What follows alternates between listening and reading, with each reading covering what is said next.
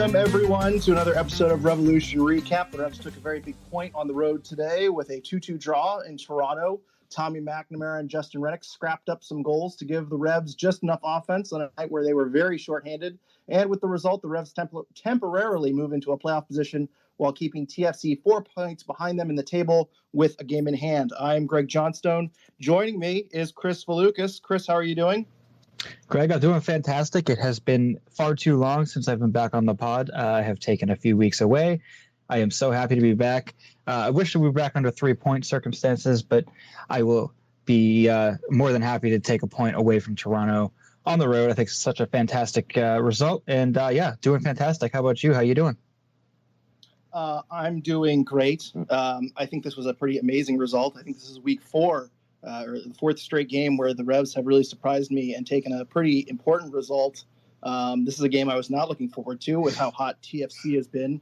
Other than the 0-0 draw since they brought in the Italian national team, they've scored, I think, 3 goals, 4 goals, and 4 goals in their 3 other games since they have reloaded. So I was expecting a ton of offense, especially with Henry Kessler out.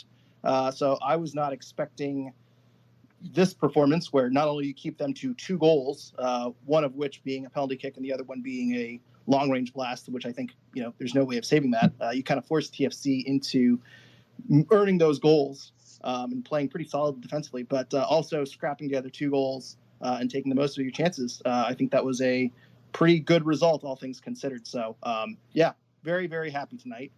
If you want to join in the conversation, just to let you know, you can request to join. This is a live Twitter show, but we certainly want to hear from all of you. So please hop in. I'm going to give my key takeaway from tonight's game before we get to our listeners. But I just want to give some more Justin Renick's praise. Mm-hmm. I've been listening to Titus and Tate a lot lately, and they have the joke, is he him? And I got to say, I think Justin Renick's is him. He has that dog in him, as the kids say these days. Really, really tough position to be in, to be a lone striker with very little offensive support. You do have Carlos Gil, but outside of that, there isn't a ton going for you. You have 5 men in the back. This was really a no-win situation, and he came to play. We've kind of noted some plays here and there where Justin Renick's, where he's in no position to win the ball, will still fight and win the ball and take the possession away from a defender who's kind of lackadaisical. We saw that pretty early in the game. I think in the 2nd minute here, he fought off a defender and sent in a low cross, which didn't lead to anything, but it kind of set the tone that he was fighting and scrapping for everything.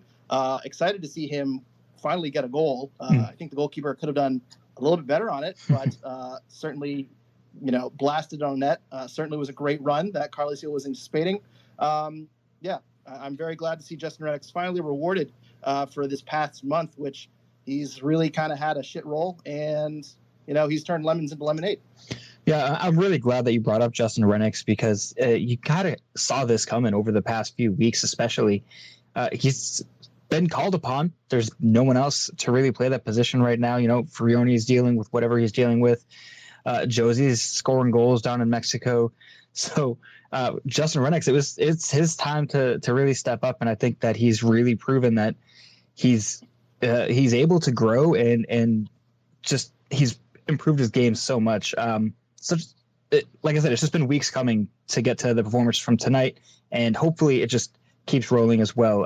He showed a lot of quickness, a lot of tenacity, strength to muscle defenders. I mean, he won some, he lost some on, as far as the strength department goes, but overall, I was really impressed with him. I would like to see him be a bit more involved in the ball. We always seem to, harp on Josie and other attackers for not getting very many touches. He did only have 16 touches, so would have liked to see that, but he bagged himself a goal, had his .99 expected goals on target for the night, 6 out of 7 on passing, so he was not making bad decisions. It was just a good night overall from Renick, so glad you brought him up as your takeaway. Yeah, and that first goal, too, he makes a very good run that I think Gil sends a low cross in, and he kind of touches it on goal, and Bono saves it, but T-Mac is there to kind of scrap it in. He was pretty key on that play as well, so... Yep. Again, only 16 touches, but even when he's not touching the ball, he seems to be making an impact pretty well overall. So, everyone, if you want to join the conversation, please just hit request to listen. We'll get you in on the show. Let us know your thoughts or your questions on tonight's game. Let's see. We do have a handful of questions here that I got on Twitter. So I will. Oh, we are getting. Hang on. Let's see if I can remember how to do this. Yaman's dude is joining us here. Let's see if we can get him on. It always takes a minute for Twitter spaces to connect. He's changed his name to McNutty. McNutty, can you hear me? Yes, sir. How's it going, guys? Good. How are you tonight? Good. Just want to say, good result tonight, but I felt kind of shitty, as I think we all feel. That second goal probably shouldn't have happened. It was a foul on DeJuan Jones, but it was a great goal regardless. It's one of those things you remember the rest of your life was that goal. It was really beautifully played. That ball from Bradley to Crescido, whatever his name is, was unreal. Yep, Crescido. The finish was off the charts good. But all around, you can't be too mad tonight. It was the best game Omar's played as a Rev, the best game Renix, who has been garbage his whole career, has played as a Rev. So, can't be too mad at it. Bruce being a masterclass. If they get either Barrero or Bo back for the Montreal game, I'm not too worried. I know Rioni is traveling with the team, I believe. So I'm feeling pretty confident about the game in Montreal. But right now, sitting in 6th in the East with this injury-ravaged team this year, I'm feeling not horrible right now, surprisingly. Yeah, I will say the last month or so, I've expected this team to kind of fall off a little bit, and the results have been kind of disappointing. But even shorthanded, it kind of seems like they're playing better or more as a team. They seem to be adjusting their tactics week to week. And Bruce Arenas, for his shortcomings the first half of the season, I feel like this past month he's done a wonderful job game in and game out, kind of tweaking and readjusting. I think the 5-man back line was very good tonight. I think he kind of realized Omar Gonzalez probably in a 4-man back line is not the best idea. I think Makoun also, he's been with his team for 2 weeks. I think throwing him back there also is a tough job for him, and he didn't have a great game either. We can talk about him in a little bit as well. So I think putting them together in a 5-man back line kind of worked out well, not just because you're adding that extra defender, but I think also because neither Omar or Makoun was going to work in a 4-man back line. So, I think this past month has really eased a lot of my concerns. And hopefully when this team gets healthy again, the guys that are role players keep up their form and the star players can kind of come back and hit full strength. So, Chris, anything you want to add on to that? Yeah, just looking forward to Montreal. It's what we're going to need, I think, is a positive attack. We know the Revs defense has really solidified over the last, month plus. Hopefully they continue doing that. I don't see any signs to say that they wouldn't. Thought they played fantastic. You mentioned the 5 at the back. I thought that worked very well. And to McNutty's point, if we could get some attackers back, if Rioni, if Barrero out there, Montreal might be second place right now in East on points, and they're scoring goals. They've got 43 goals scored, but they're leaking a lot of goals too. So they got 41 goals against. So there's definitely opportunities to bag a few on the road and take that Maple Syrup Derby championship home. So, I'm looking forward to the Montreal game. I think it's going to be a lot of fun. I'm glad you brought that up. That's another thing we got to get going again, the Maple Syrup Derby. I think that's kind of cooled off in recent years. We should start that up again and force that rivalry. So, blame Canada. Blame Canada for sure. Sunday afternoon fullbacks. Welcome to the show. It's been a while since you've been on here. My question to you is, how many drinks are you into the night? We're starting with the tough questions. All right, we're going to open the fridge. The 12-pack has 3 left in it, and the pint glass is half full. So we're 8.5 deep if the math checks out. 12 minus 3.5, 8.5. How many of those were in the first half when the game wasn't looking so good? I gave you 12 minus 3.5. Like, there should be follow-up. Come on, let me live.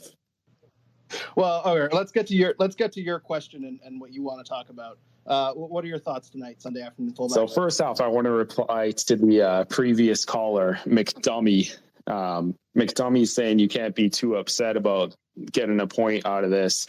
I don't know if McDummy knows about Stockholm Syndrome, but he seems to be a sufferer of Stockholm Syndrome.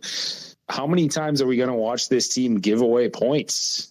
Like hold on to a lead. I don't care that you're in Toronto. I don't care who's playing, who's injured. You're up 2-1 at the end of the game. Hold on to the lead. Find a way to do it. I don't care. Make all the excuses, injuries, who's starting. Omar's out there. I don't care. It's 2-1. Get 3 fucking points. So that's the first thing, McDummy. Well, I'll come to McDummie's defense here a little bit. That second goal was that was a nice goal. I'm going to give him credit for that. I also think we can get into this as well, that the corner, you could argue, was a foul on DeJuan Jones. So I understand those are excuses. I understand that if you're just looking at results, that, they didn't get the job done. They weren't able to close the door. But I think all things considered, those were a kind of a mix of maybe not getting the call when you needed it and a pretty great play. I think you kind of have to tip your hat to TFC. I think TFC stole that point more than the Revs dropped 2 points. Don't you think that's fair? How many times can we say that throughout this season? It's been like every game. Right. So I mean, at a certain point, they stole the points. The ref missed the call. Like, it's just still happening. So no, you dropped 2 more points tonight. And so McDummy, you want to tell me I can't be upset with that? Oh, of course I can. I'll find any reason to be upset. Are you calling me McDummy or are you calling McDummy? McDummy is the McDummy. You're yeah, no. You're Mr. Applebee's. Greg, can I rebut to this real quick? Please do. I just want everyone to know that not Brian Kamler Sunday afternoon throwbacks is my cousin. He's just being a piece of shit. Doesn't mean anything he just said. That's all. I mean all of it. I want to jump in here real quick and just say I don't necessarily think that Toronto stole the point. If you look at the stats and the way the game played, and if you watched the game specifically in the second half, the Revs were under so much pressure all the damn time. The corners, if you look at that corner stat, Toronto had 17 corners on the night. 17 is an absurd amount of corners for any team. Meaningless. Do you know how many corners did the Revolution have? They had 0. The attack was 100%, or fine, 67%. If you want to get technical, all Toronto FC. Their possession, and every time they had possession, they were pushing up into the Revolution's third. Toronto FC should be upset that they only are going away with a point. And it took a penalty kick and a worthy of a goal, possible goal of the year candidate to get Toronto level and to take away a point. So I think you have to feel good as a Revs fan. I think being upset about this, there's way more things that you could be upset about with the Revolution. I think tonight is not necessarily it. That's my stance, and I'm going to stick to it. And I'm sure I'll hear from you on Twitter about that. Well, getting into the there's way more things to be upset about as a Revolution fan. That's a good thing. That's a nice segue into what I wanted to talk about before McBozo jumped on the line. If Henry Kessler played tonight, do you think they even get a point? Like, honestly, him not being vaxxed, maybe that earned them a point because he starts tonight. Maybe they only have 2 center backs instead of 3, and maybe Toronto scores 3 or 4. And so I know the hashtag had a lot of takes. Some might call them hot takes. A lot of finger wagging going on in the hashtag the last few days about who should be vaxxed and shouldn't be vaxxed. But I don't know. Maybe he starts tonight and they lose this game. So maybe that's a blessing in disguise. Yeah, and for those that are listening and might not be on Revs Twitter, hopefully you aren't. Henry Kessler missed this game and will be missing the Montreal game because he is unvaccinated, so he's not legally allowed to enter into Canada. I don't have any real takes on that or any of the other stuff. I'm kind of just keeping it on the field tonight. I do think his presence was missed, but you bring up a good point that if Kessler is there, do they go to the 5-man backline, which seemed to be pretty effective overall? I don't know. I think that would have been pretty interesting. I do think you could have maybe gone with McCoon and Kessler in the 5-man back line. I also think the 5-man back line, on top of missing Kessler, I think it's also due to a lack of forwards and a lack of midfielders. So, I think missing Brioni and Bo and Barrero, I mean, I think, I don't know. I think you could make the argument that they were going to go with the 5-man back line anyway. But it is an interesting theory that if you have Kessler there, does Bruce have more faith in that back line? And is TFC able to open up things a little bit better? That's a really interesting question, and I don't really have an answer for it, but it's an interesting theory. I would have asked Bruce about it if I was on the post-game show, but Frank DeLappa got all the questions. He always does. Bobby Reverton is here, by the way. Bobby, I know you've been waiting patiently. What was your thoughts on tonight's game? I thought it was a good game. I thought it was a good point. Just looking at the lineup, though, obviously they have 5 in the back. I'm wondering what message this sends to Bell, though, right? Because whether it's McCoon or Gonzalez, someone has leapfrogged Bell in this situation. And I'm wondering, what folks think about that, and or, is this just what we're looking at right now? As long as we don't have our attackers, we just have to have the stoutest backline, and Bell's not part of it. Yeah, that's a good point. And I think we do have to have the caveat here that Bell has been on the injury report lately due to a leg injury. So it could be possible that he's working his way back to fitness. But I do think there's a lot of truth here that the Revs went out and got a center back in Christian in Makoun, who is left-footed. And if you kind of look at his physical build, it's similar to John Bell. It seems like Makoun seems to be, at the very least, a John Bell replacement. You didn't trade for Makoun to be a fourth or fifth center back. So I don't know if they didn't want to run out Bell and Makoun. They maybe felt better with Omar Gonzalez, who probably can play a little bit better in a 5-man backline than a 4-man backline. It might have just been they felt that's a better 3-man backline than Bell and Makoun or Bell and Omar. But yeah, I think it's not a good sign for John Bell that you played 3 center backs and he's not one of them overall. So yeah, did I miss a question there, Bobby? I might have missed the second part of the question there. No, that was it. There's just something I noticed because even when they were bringing on subs, I figured maybe, because Makoun can step up into a defensive midfielder role. I figured maybe at that point they'd bring on Bell, but the fact they made subs and he wasn't one of them to try to hold a lead or a tie, not that it sends a message, but it certainly was noticeable to me. Yeah, that's a good point. And also, too, Polster was only supposed to get about 30 minutes tonight, and he was forced on with Wilfred Kaptoum being sent off due to injury. So you could have hypothetically moved Makoun into kind of the defensive midfield and put Bell on instead. So it's interesting that Polster, who, as I say, Arena was thinking would get 30 minutes tonight, ended up getting, I think, 70 minutes instead. So that's interesting. Also, one thing that it's been pointed out to me is that John Bell had a concussion.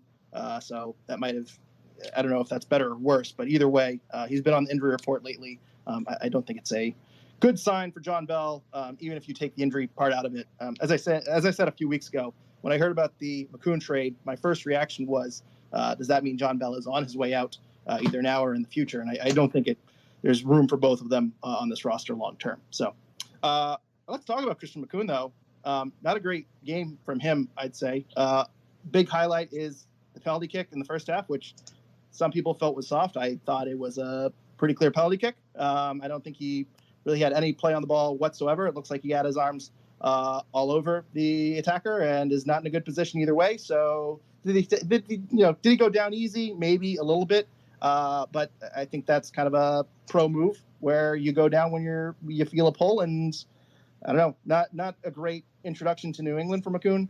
There were a couple of other moments too where he didn't see it. There was another play in the first half where he kind of mishit it and went out for a corner kick. There are a couple of plays where he seemed a little bit slow to react, but I kind of attribute that just to getting accustomed to playing with new teammates and setting the line and stuff like that. So I think the big moment here is the penalty kick, which again, not a good introduction. Not in love with Makoun. We heard some negative things from Charlotte, but yeah, I don't know. Not a great first impression. Chris or anyone else, any thoughts on Makoun in this game? No, I'm kind of with you on that. It was definitely an underwhelming performance. I wouldn't say that he's reached like Claude Dielna levels with clumsy play in the back, but I was expecting a little bit better out of it. And maybe there's some sort of nerves finally getting a start for your new club or something like that. Maybe you can attribute it to that, but I'm not going to sit here and make excuses for him. It was a pretty lousy game overall. And one person I think we got to give a lot of credit to, who I think we were expecting the worst from, and we've been expecting the worst from all season, Omar Gonzalez, played pretty well. I guess having fewer defensive responsibilities in a 5-man back line really helps out. Less ground to cover. I don't have anything in my notes here of plays he messed up. There's obviously the play that he cleared off of the line, saved a goal there. There was another play, too, where late in the game, Noel Buck is chasing Michael Bradley. Michael Bradley kind of gets in between some defenders. There's a through ball in for him, and Omar is able to clear it out. I don't think that's going to be on any highlight reels, but it was pretty good instincts from Omar overall. He seemed pretty cool and confident. I think this is his best game in a Revs jersey, which, again, Not saying a ton, but positive marks for Omar in this game. And I wouldn't be shocked if we see a 5-man back line with Omar in it again. I don't know. He just seemed like a different player in this game. Yeah, I'm glad you're bringing up Omar on this too, because he does deserve praise when he earns it, like he did tonight. And going back to Bobby's point earlier, is Omar or Makoun like leapfrogging John Bell possibly? And obviously, I guess we're not really sure what's going to happen with that because Bell has been dealing with injuries. I think maybe it's Makoun over Bell, but Omar Gonzalez, I think, is deliberately put into this lineup because it's a 5-man back line, and he specifically plays well. The back line itself, the way that the Revolution just came out with the game plan for today, it was tailored to Omar Gonzalez. He didn't have to worry about being, his lack of athleticism. He didn't have to worry about being an only defender back most of the time, or getting beat one-on-one as often. Instead, he got to play his game. He got to really, shut down the box and just kind of control the aerial game, which is what you want from Omar. Wasn't asked to do a ton other than that, and really, I don't think he made a wrong step all game. Not that I saw anyway. So, credit to Omar, and hopefully he keeps going. And I loved seeing the 5 at the back. I said it earlier. I'll say it again. And when the Revs first signed Omar back in whatever month it was, that's exactly what I was saying I wanted to see. I was hoping that the Revs were going to go to some sort of 5 at the back with wingbacks. Brennan Bai, DeJuan Jones, they are fantastic wingbacks in my opinion. That's exactly what you want. Quick, speedy, crossing a bull. I don't know if that's a verb, but these guys can cross it and they can get upfield, and you want that. And you want having 3 defenders back is really a really nice luxury to have in that sort of scenario. So I thought the Revs played very well with it, and it was something new to see. And I don't know. I'm kind of rambling on it now, but I really enjoyed it, and I think a lot of that is just down to Omar. So credit to Omar. Now, Chris, I mean, this might depend on who's available for the next game, but do you think they go with the 5-man back line in Montreal, or do you think they shift back to a 4-man back line since Montreal doesn't pose the offensive threat that TFC does? Oh, it's Bruce Arena, so I'm guessing they're going back to the 4-man back line. He's stubborn, and we've seen that time and time again. I hope I'm wrong, but I'd say Makoun is probably going to be the man out because of his penalty that he gave up. I would not be surprised if he does not start. But I hope I'm wrong. If this same exact back 5 starts again in Montreal, I would be more than happy and confident that the Revs are going to see out 3 points in Montreal. By the way, if anyone else who's spoken or hasn't spoken yet wants to get in on the action, please just let us know. I think there's a raise hand button, and you can request to speak in the Twitter Spaces. We want to get as many people involved as possible as well. And while we're on that topic, we did get some listener comments here from Mike Kennedy. Says Omar Gonzalez was in the conversation for man of the match. The player like the national team defender and vintage Galaxy tonight. Well done, Omar. So Mike certainly was impressed by him. Also, Teal Forever, who is celebrating his 1-year anniversary of being on Twitter just so he could ask us questions, says, how clutch was that Omar save? Give credit where credit is due. I certainly give a lot of credit to Omar Gonzalez tonight. Thank you for joining Twitter, Teal Forever. Sorry we dragged you onto Twitter so you could ask questions. I feel really bad about that. But yes. Yeah, that's a cursed Revs moment, yeah. Bringing people onto... That's a regret, especially this week. That's not great. That's not good at all. But Paulo is here. Paulo, how are you doing tonight? What's on your mind? Hey, good evening, everybody. I don't know if you guys, I kind of joined in late. I don't know if you guys mentioned Christian Makoun. It's his first start for the Revs, and it looked like he had been out there already for us for a while. He showed some pretty good composure. He gave up that PK, but I don't think it was a PK anyways. But yeah, there's a lot of guys who deserve credit, and I think he is kind of a little unsung hero, maybe. Him and Jones, I thought played really well. Well, we did talk about Makoun a little bit, and I wasn't too impressed with it, and I think a lot of it has to do with the fact that I kind of disagree, and I thought that it was a penalty kick. I think if you thought it was a soft PK, I think you probably feel a little differently about the Makoun performance overall. But we talked about it a little bit earlier, and I wasn't too impressed, but there weren't too many moments that there were little things kind of here and there where he was kind of getting beat, but overall for a first start, it's a work in progress. I'd be curious to see how we do in a 4-man back line. I'll say that. Mm-hmm. Yeah, my takeaway was that he was not as bad as Claude Dielna. So I don't know if I think we both kind of disagreed with the fact that he had an okay game, but I'm glad that he has some support out there because hopefully we are all wrong. I did think DeJuan Jones. We haven't talked about DeJuan Jones yet, Paulo. And DeJuan Jones, I thought, had a pretty good game. And it seems like the past few games, they've made a point to make sure he gets a little bit more involved in the attack. He only had one pass into the final third this game, but 77% pass accuracy here. I guess I'm looking through his stats. His stats aren't really that outstanding overall. 63 touches, 2 for 3 on ground duels. But I thought his numbers, he had a 6.6 rating on FootMob. But I thought he played pretty well, and I certainly thought he made his presence known overall. So we haven't talked about DeJuan. I thought he had a pretty solid performance, and it's good to see him getting a little bit more involved in the attack. Yeah, I agree 100%. And I think Davies mentioned it a lot on the broadcast with a tough matchup against Bernadetsky. He did a great job all game, and it was kind of a rough start too. There was a couple of plays early in the game where I thought he got clearly fouled, and the ref, for whatever reason, was letting a lot of fouls go uncalled early in the game.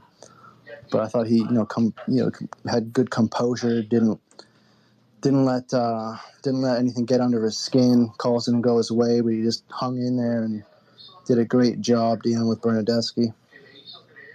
Yeah, you mentioned the ref too, Fotis Bazakos. I can't say his name really, but maybe I did. I thought he actually let them play, and I thought that was kind of an interesting approach to the game. Something that you don't necessarily see as much in MLS. I feel like a lot of the refs are card happy, or maybe one side or the other. I think that he made bad decisions on both sides of the ball, but I think he made good he didn't favor either team, and he definitely let them play. So it's interesting that you brought that up. Greg, I'm sorry I cut you off. You were going to say something else. No, that's basically what I was going to say. I'm glad he brought up the refereeing, because I thought it was a chippy game, and I thought there were some pretty clear missed calls where someone would barge into someone very early in this game. I think like the 12th minute, Captum essentially clearly hacked someone right outside of the box. It should have set up a very dangerous free kick, and it just wasn't called. He more or less just was late. He kind of shoved someone over and then just kind of took the ball, and they kind of played on. It kind of went down the left wing. Boateng kind of took it down and passed it up to Renix, and it kind of led to a half counterattack. And I think kind of there was like a moment where everyone was like waiting for a whistle to be called. But I thought there were a handful of calls where someone kind of barges into someone or kind of nicks someone, and just the referee, it had to be a clear foul too. I think that's kind of what makes the penalty kick a little more interesting, because as I say, I think it was a penalty kick. I don't think Makoun had great position on that play, but all things considered, I mean, anything even remotely questionable seemed like it was a play-on situation, and the referee seemed pretty certain on that penalty kick. He called it right away. So I also, while we're talking about it, that second penalty kick, that was not even remotely close to a penalty kick. And I'm shocked CFC was whining in the way that they did. I could not even believe that in real time. I thought it was not remotely close to a penalty kick. And then on replay, it looked even less like a penalty kick than it did in real time. So I'm not exactly sure what they were super upset about there, other than just absolute frustration. But glad the referee wasn't fooled on that one. Yeah, no, Akinola was really upset on that. And Sunday afternoon fullbacks, I don't know what it is that you're doing with those emojis, but you were 100% distracting me. And I forget what I was saying. Akinola, yeah, I don't know. Akinola, he's usually a Revs killer, in my opinion. He's someone that I was happy to see get subbed off when he got subbed off. But yeah, when he went down, I didn't think that was a penalty either. But I mean, he was surely pleading his case. I don't know. I'm not for it. Not in that sort of situation. I don't know. We do have Traeger here. Traeger's been waiting patiently. Traeger, how are you doing tonight? What's on your mind? I'm doing a lot better now that the game is over and we actually came away with something. We played this team 2 weeks ago, and everyone was talking like we were going to come in tonight and just get completely blown out. People obviously exaggerating, but they're saying like 10-1, whatever. Even 3-1, I thought was excessive. But I think that we came in, we showed them that even when we are deep in our roster, we are just as good as they are. But that's not what I want to talk about. I want to talk about something that I've been talking about for weeks now and have been praying for and begging Bruce to do, and that is to play the kids, and he finally did. And the past couple of games, they have done nothing but go in and do their jobs exactly how he is instructed and done exactly what he was looking for. And I'm just excited for the future on them. And I wanted to hear your takes on how they did tonight. Well, before we get to that, I don't know if Sunday Afternoon Fullbacks is looking to speak. He hit the raise hand emoji, but he's also just spamming emojis in general. So I don't know if he has anything to say here. Sunday Afternoon Fullbacks, did you want to say anything about playing the kids? Bruce brought the kids in. The team was up 2-1. The kids came in. They tied 2-2. This is more Stockholm syndrome. We dropped 2 points, and you're happy about it. Come on, we're better. Oh my gosh, give it a rest. If you think it was their fault that they dropped the points, you're wrong. You're dead wrong. Oh, they did such a great job coming in and protecting that lead. That's what subs are supposed to do. When you come in with 22 minutes left in the game, you're supposed to protect your lead. But no, hey, what a great job they did, tying 2-2. Nice job, kids. I love Twitter Spaces. This is great. At the risk of being called McDummy. Did you see Carlos Heel getting pissed at Esmir? Esmir couldn't find him. Heel streaking down the middle of the field, unmarked, running down on goal, and Esmir couldn't find him.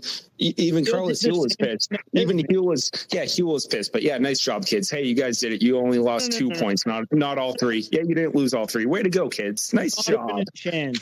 Esmir, you recognize that there wasn't support. He didn't obviously feel confident in making that pass and felt it was because he sucks to pull it back. Well, it was his first professional minutes at this level ever, and his worst. Well, in Esmir's defense, he's only 5'7" or 8, so maybe he couldn't see. I don't think he even saw him. Yeah, well, wait, 3 people in between them. Well, here, and I'm going to throw this back in Sunday Afternoon Fullback's face here, where, I do want to point out that he missed Carlos Heel, and I would have loved to have seen him throw that ball into open space and give Carlos Heel a nice chance to put this game away. But if you're bringing on these subs to put the game away, isn't slowing the game down and holding possession what you would want to do in that scenario to preserve that 2-1 lead?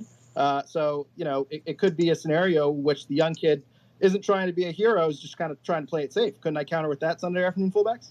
Absolutely not. How about no, that play wasn't happening in like the 89th or 90th minute. Like this, when did this was like the 72nd minute. Like there's still plenty of game to play. There's 20 minutes to go. You have a guy running down the middle of the field unmarked. You play the ball to him. You're not going to kill 18 minutes in the corner of the field. Come on. Well, I will say this.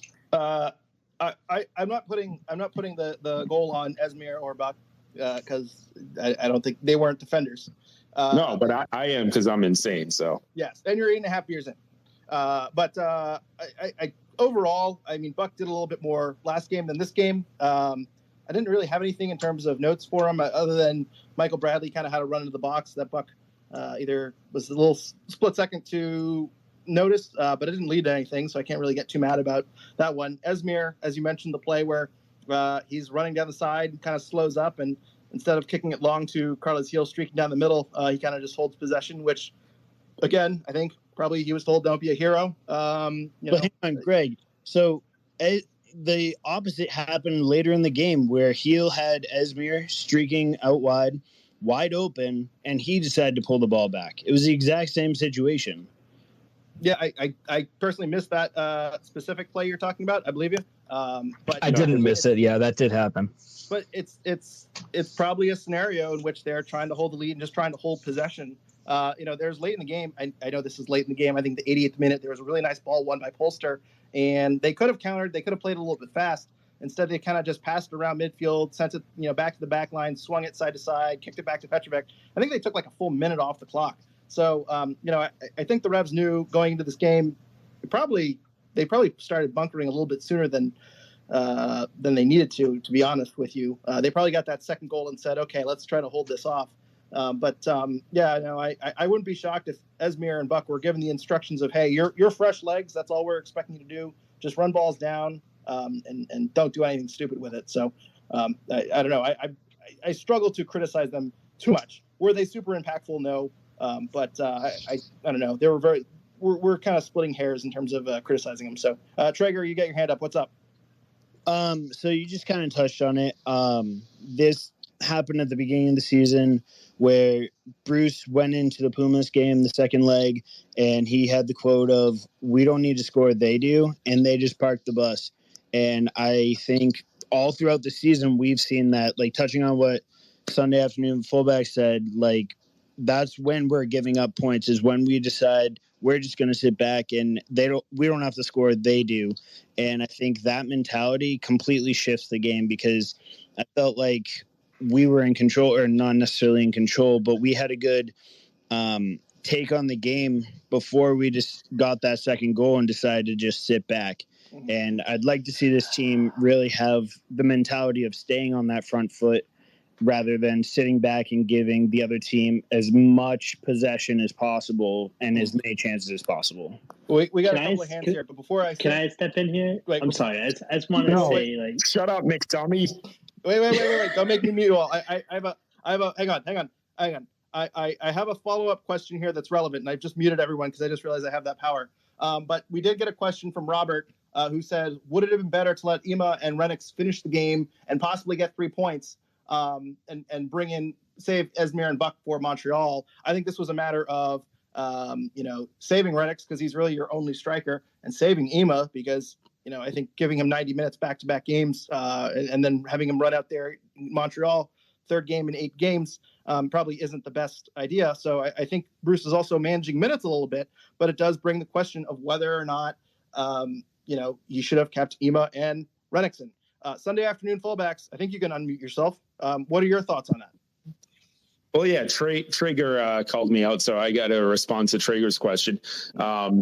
But to be honest, Traeger, your question is honestly exactly what I'm saying. Like you're saying, oh, why aren't the Revs just keeping the foot on the gas and all that? Like that's what I'm saying they should do.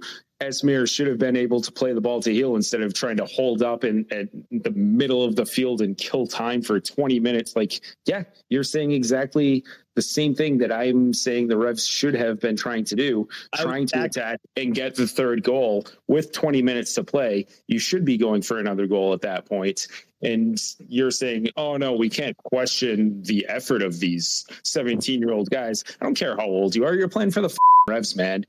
This is the first team. You go out there, you win. They didn't win tonight. They had the lead. They dropped 2 points. I was agreeing with you. I wasn't trying to call you out. I was saying that I'm used to people disagreeing with me and me arguing with that. So I don't know what to do here with people agreeing with me. This is a weird scenario. I want to move on to Bobby Reverton. Bobby's been waiting patiently to get his 2 cents in. Bobby, what are your thoughts? So, I mean, I guess the situation goes all the way back to Cap Toom, right? Because if he doesn't get hurt and Polster doesn't come in, I think that changes the trajectory of the future substitutions. But when you are going to change out an exhausted forward and a winger, you really only had 3 options: Esmir, Buck, and Rivera, right?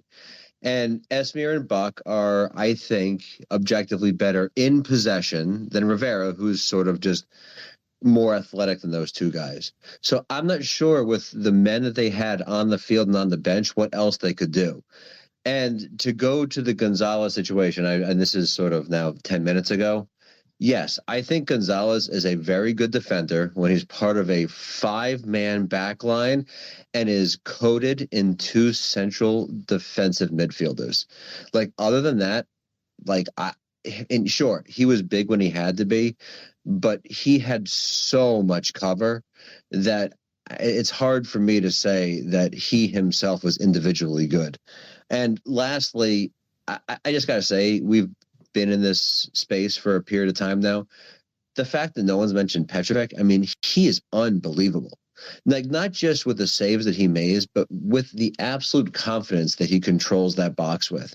I mean, there were times when he could have just caught a pass and fallen on it, a la, sort of the Premier League goalies when they try to kill time, but he is just up one-handed, ready to go. I mean, I can't believe we found this guy after losing ostensibly the best goalie we've ever had. Anyway, those are my 3 takes. And at the end of the day, I'd always rather get 3 points. But the fact that we rolled in there with a Christmas tree and we somehow scored a point, and I'll take it. I mean, maybe it's just Stockholm syndrome, as Sunday said. But at the end of the day, I mean, this last 5-game run, as I said on Twitter, is a masterclass for Arena.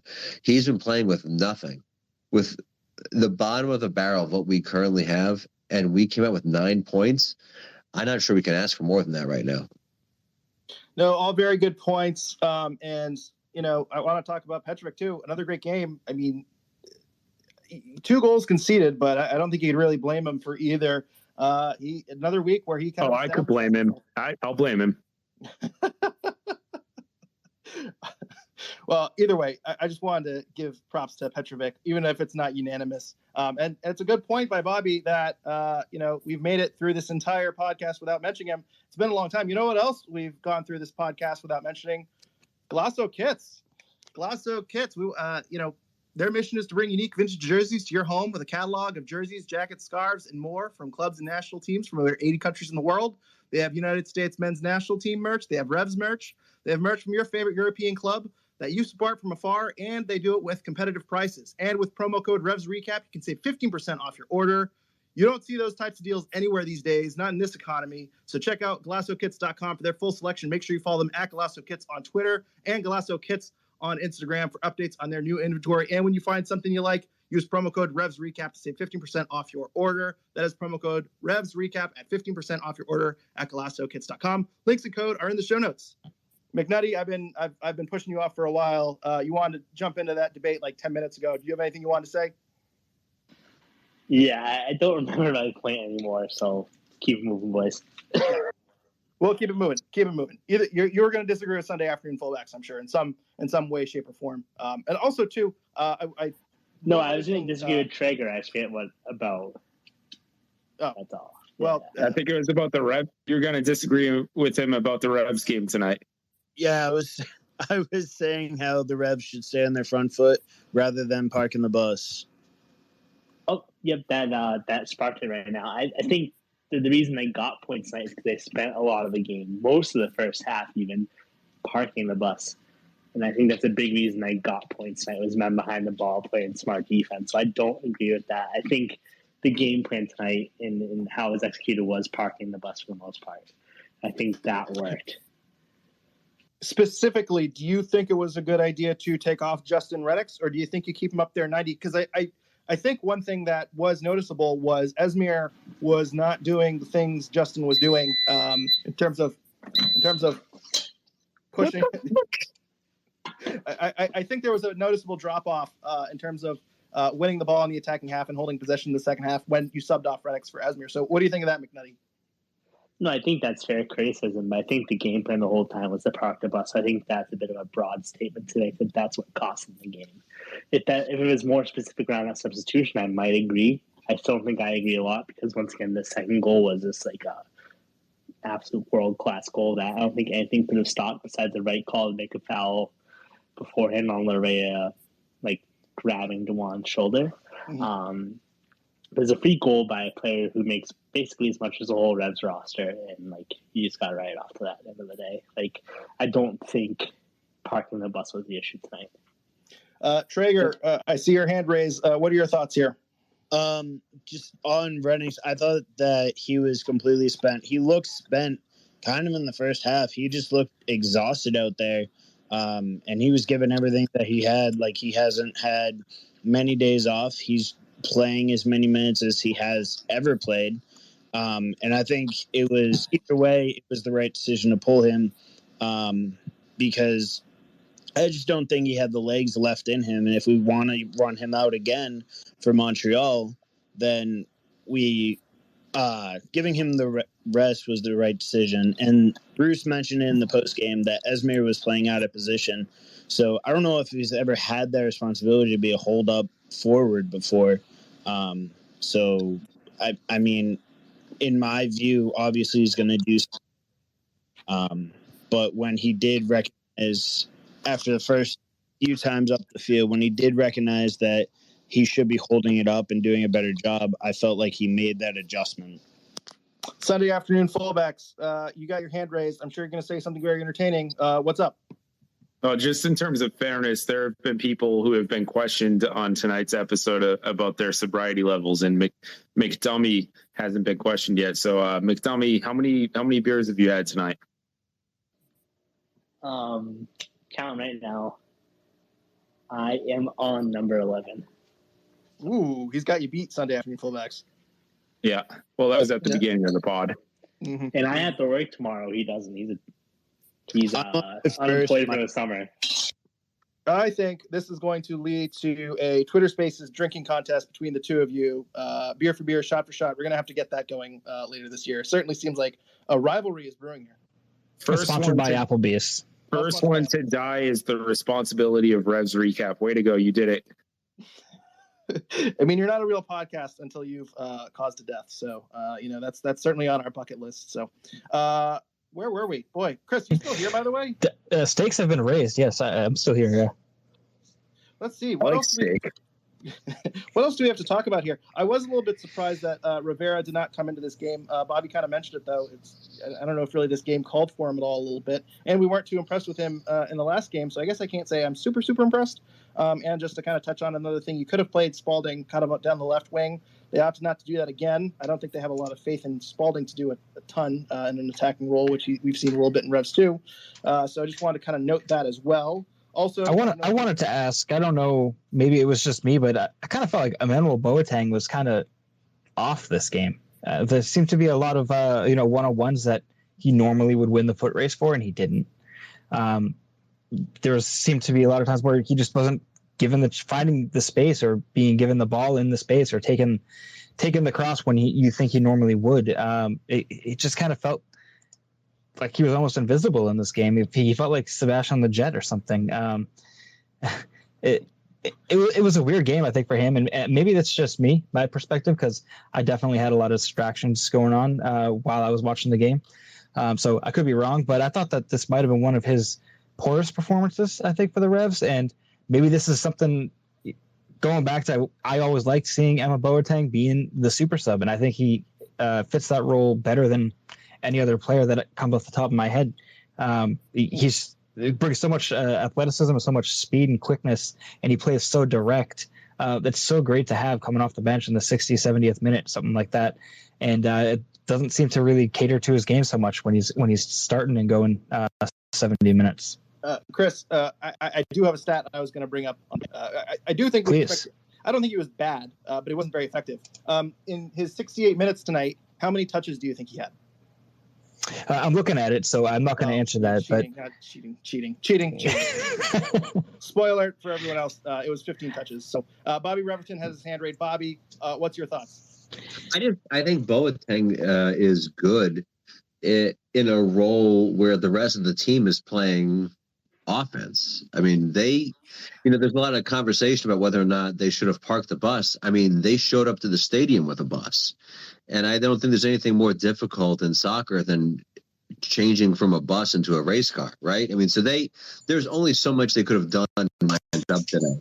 I mean, I'm not necessarily sure that Boateng fits in that role, right? Mm-hmm. I think when you have a 4-2-3-1, when the 3 is pushing forward and he's part of it, I think that he works in that role. But when you have 5 men in the back, I don't think he can make his own offense. I don't think he's ever been able to make his own offense. So I just think he's been put in a tricky situation. I think he played as good as he could in that situation. And yeah, it wasn't his best game, but I'm not sure he was set up for success. I think that's very fair, valid points. Yes. I beat you to it, Chris. You did. Quick trigger. I also say, too, he played pretty well the other day. I wonder if kind of one less person in the midfield, that might have had a pretty significant impact. And also, he's probably not used to playing this way. Sorry, fewer, not less, fewer. Oh, okay. English teacher over here. I forgot what I was going to say. You've thrown me off. You were the name. Correcting my grammar has thrown me off. Awful. I don't have much more to talk about. Captoom left early. Bruce Arena said after the game, there's no update on Wilfred Kaptoum. We talked about Polster. Traeger's got something to say. Traeger, what's up? Now, after that game, when Tommy Mack has a 7.0 or higher, they are still undefeated with, I believe it's 5-2-0 record. And I feel like he has been getting a lot of heat this season that wasn't deserved. And now that things are turning around, are seeing him get more credit for that. And Now, oh, good. No, go for it. No, I'm going to change the topics to finish your thought. Oh, okay. On the contrary, the first half, I thought Heel played awful, and he didn't look like himself. He wasn't hitting passes. He couldn't keep his feet under him, and I was not impressed. Obviously, I didn't want him to come off in the second half because he turns games around in an instant and can just have an instant impact. But I don't think he looked like himself in the first half, and fatigue may be starting to get to him because he plays 90 minutes every single game. Well, he's got to carry that whole team on his back too. I mean, he doesn't really have a ton to work with. He did have I believe he got the secondary assist on the first goal though.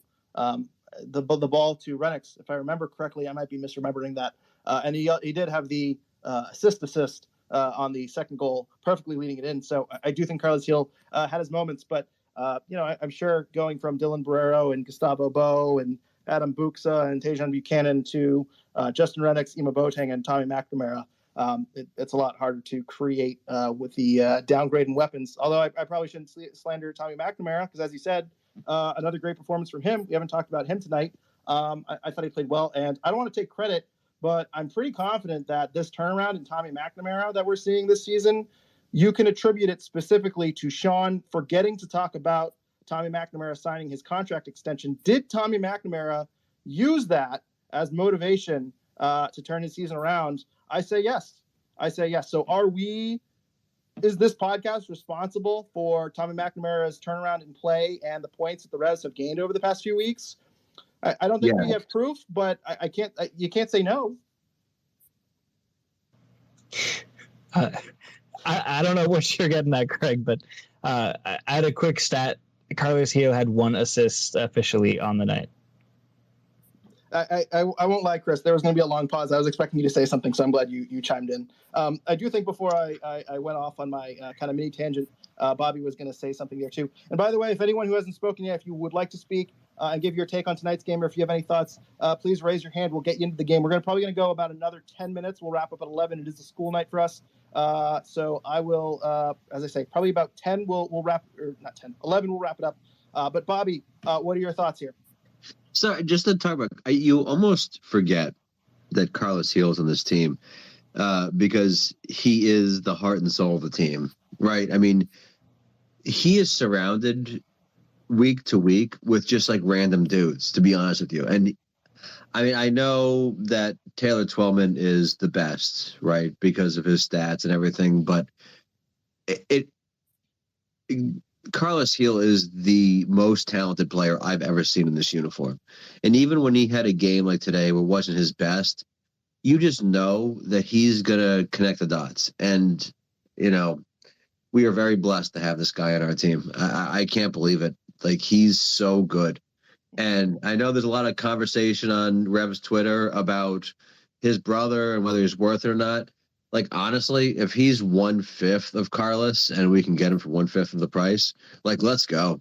Like, I have never, like, Christian Pania, when he showed up, showed me a different version of soccer. And the Carlos Heel is just a whole different ball game. So anyway, I know that he didn't have his best game, but my God, he is unbelievable. And Sunday, come on, give me a break. He's good. He's good.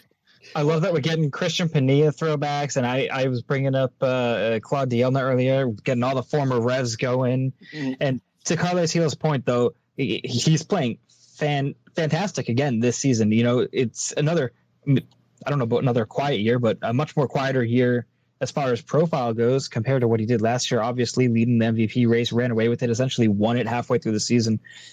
This year, he's now in second place in MLS with assists. He has 13 behind Lucho Acosta's 14. He's first in MLS in key passes. He has 78 Lucho Acosta is the next closest to that with 65. So he's blowing Lucho out of the water again. This guy is just a magician. And I don't remember who it was that tweeted about this, but just say it doesn't matter who's on the pitch when Carlos Gil is out there. He's a magician and he finds a way to make it work. And so if I stole your tweet and you're listening, sorry, but thank you for that. And Carlos Gil is just a whole nother level and best player that I've ever seen in a Revs jersey. Well, yeah, and I agree with a lot of sentiments too. And, we don't talk about him enough on this podcast because you expect greatness week in and week out. I mean, it's almost like, we went half this podcast without talking about Petrovic because I think we've kind of established that we expect, 3 or 4 pretty crazy saves from him. We're going to be more shocked when he lets one in at this stage. So Carlos Gil, we didn't lead off with him, but if he was a lesser player, we'd be like, whoa, 76% pass accuracy, 2 chances created, 1 assist, 6 for 9 on duels, 7 recoveries, and he had no offensive around him. This was a great performance. But for Carlos Gil, this was a relatively tame night. He gets an assist, big deal. He's really, brought out the. He brings up the level of play around him. And last game too, who's going to score? Carlos Gil, not much of a goal scorer. Comes in and has a really nice shot. And we talked about it last game. He probably could have had a hat trick. He hit that post, which is probably not one of the lowlights of the season. He did all the hard work and just couldn't tap it in. But, still, that performance last week against DC United was still very good. He makes everyone around him better. He does a lot in the midfield and winning possession. He can play defense, too. He can create chances. He can score. He does it all. And I think, last season, he, started out the year potentially challenging the assist record. And I think we got so used to him making assists every single game that this season, I don't want to say as a let-off, but, Chris reading off those stats saying he's first in key passes, it's not surprising. But I can't say that, every single week I'm looking up the key pass stat like I was, or the assist stats like I was last year, just because it's kind of expected, just because he's that good. So, and it's also, he brings up Nacho, who is training with the team. And I believe Bruce Arena said it's a possibility down the road that they sign him or something like that. It's kind of standard Bruce, nothing, no major, info you can gather from him. But, Real cool. Can I just say that Makoun, just for another throwback, since we're talking about throwbacks, Makoun reminds me of Javon Watson. And we just haven't got Watson yet. I just watched him play, and I'm like, oh, I've seen this movie before. Well, and Charlotte fans don't like Makoun, by the way. He's not coming with good recommendations. So I'm curious to see where the Makoun project comes out. He's only 22, so I feel like this is a longer term play than a shorter term play. But it's interesting to see play out, and I'm very excited we got a Javon Watson reference in here next. If anyone wants to make any comparisons to Jeremy Hall, please feel free to do so. So with that being said, we got about 3 minutes left. I don't know if anyone wants to jump in, but we can go around the room. If there's any final takeaways, Traeger just unmuted himself. Traeger, any final thoughts before we depart here today? Well, I was just going to see if you could touch on just what we can expect from Montreal and what you think our lineup might be against them. Ooh, well, that's a tough question too. Let's see. Well, we don't know about Captoom. I assume we're not going to see Captoom. So I don't know if we see the 5-man backline again. It worked tonight, ? But I don't know. I wonder if missing Kessler, like tonight, if missing Kessler, they kind of feel like the best way to go is a 5-man backline. So I'll kind of say we go with a similar lineup. Maybe, though, instead of Captoom, you see Polster. Maybe instead of Boateng, maybe Rivera gets a second shot. I wonder if he's running out of steam a little bit. But I definitely expect to see Renix up top. I expect to see Gil, McNamara out there somewhere in the midfield. And then backline, you have Bai, Farrell, Jones. I bet they go 5-man backline because, as I say, in a 4-man backline, Bell might not be healthy to go, or they might not, he's coming back from a concussion. It's either Makoun or it's Omar and Makoun. And that's a big question to me. And I think this worked out well enough that I think, in my opinion, Bruce doesn't want to lose. He'd rather not, he'd rather take the draw if he can guarantee the draw than taking 3 points. And I think a road game against the 3 seed in the East, maybe on tired legs, having Renix, who you're really running into the ground week in and week out. I wouldn't be shocked if Bruce is going to set up 5-man in the back and try to come away with a 1-0 or a 1-1 game here. Chris, what are your thoughts? I don't think it's going to vary too much from what we saw tonight. I do think it's going to vary as far as like a 5-4 back, just because Bruce is Bruce and 5 at the back worked, and keep using it as what people would expect him to do. So he's going to try to throw them off and go to the 4 back. I don't know. I'm just making stuff up. But the one piece that I'm looking at is guys' fitness and how's everyone doing? Is there going to be any rotation? Are we going to possibly see like AJ De La Garza coming in for Brandon Bye? I know he got hurt there right around the same time that Cap Toom got hurt. I missed exactly what happened, but it looked like he was in a lot of pain and he was down on the ground for quite a while. So I don't know if maybe Brandon Bye needs to take a break. I don't know if DeJuan Jones needs some time. In my opinion, Jones starting to look a little bit slow out there. Ryan Spalding could be coming in off the bench for some fresh legs. There might be a bit of rotation, and I wouldn't be surprised to see that. I do expect Matt Pulser to start over Cap Toom, since obviously we don't know what Cap Toom's status really is. But assuming that he's not going to play on Saturday this weekend. Saturday. Wow. 3 days rest, 2 days rest, whatever it is. That's not a lot of time. So I wouldn't be surprised to see a bit of rotation out there. Other than that, I don't have a whole lot of predictions. Yeah, I will say too. I believe someone mentioned earlier. I think Vrioni traveled with the team. Bodenberger didn't. Mm-hmm. So maybe we see Vrioni off the bench. I wouldn't expect him to start. I'd imagine they're going to ease him back in anyway.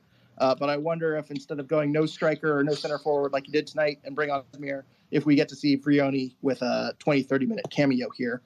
It'd be nice to see them get some minutes down the stretch. So Revs play Saturday at 7:30 in Montreal, and then they go home Sunday, August 28th. They play LA Galaxy, then they play Chicago that Wednesday, and then New York City. So they have 3 home games in the span of, 7 or 8 days. So that's going to be a very important stretch as well. So raise your hands if anyone listening or on speaker has anything to say. I don't really have anything other than thank you to everyone who joined tonight. Paulo, Sunday Afternoon Fullbacks, who has left. He's passed out, I guess. Traeger, McDummy, Bobby, Paulo, thank you so much. It's McNutty. It's McNutty, not McDummy. Thank you guys. Thank you guys for hosting this. Anytime you guys do this is great. Appreciate it. Well, we should have one in 2 weeks because I think we're going to try to do weeknight games. So hopefully we have one in 2 weeks following the Wednesday Chicago game, which is hopefully a 3-pointer. But thank you all for joining. I really appreciate everyone who hopped in and spoke on the pod. This is always super fun. Does anyone have anything to add here before we go? Feel free to raise your hand. If not, I don't think I have much more to add. It was a pretty good result, all things considered. Looks like we're all good. So I'll just thank you all again for joining us today. And thank you, everyone, for supporting and listening to the podcast. And we got another review from Brian Flaherty this week on iTunes. If you haven't already, give us a review on iTunes. I see like 10 of you still in the chat. I know not all of you have given iTunes reviews. So please give us a 5-star iTunes review. I think we've had 4 straight weeks where we've gotten one. Let's keep that streak going. If you don't already, follow us on Twitter at Revolution Recap. Also follow our Revolution Recap Instagram and Facebook pages. Be sure to follow our friends at The Bent Musket on Twitter, at The Bent Musket, and follow their work online at www.thebentmusket.com. And also be sure to follow our friends at The Rebellion on Twitter and anyrebellion.org so you can learn more about them. And, of course, check out our sponsor, Golasso Kits, and use promo code RevsRecap for 15% off your order at GolassoKits.com. Thank you, everyone, for joining us. Really appreciate everyone coming on tonight, and hopefully the Revs keep this streak going Saturday in Montreal. I think we will have an episode for you following that game. Not 100% sure at this point, but if not, until next time, thank you, everyone, for listening, and go Revs.